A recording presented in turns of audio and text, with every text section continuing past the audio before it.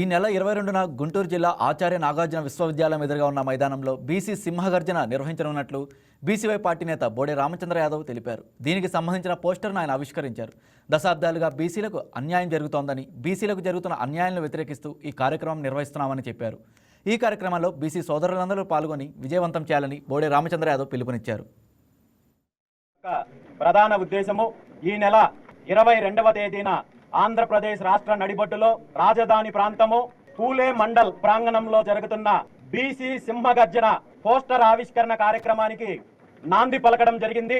మనందరికీ తెలుసు, ఆంధ్రప్రదేశ్ రాష్ట్రంలో ఉన్న ప్రధాన పార్టీలు బీసీల విషయంలో రెండు నాలుకల ధోరణి, రెండు మనస్తత్వాల ధోరణి అవలంబిస్తున్నారు.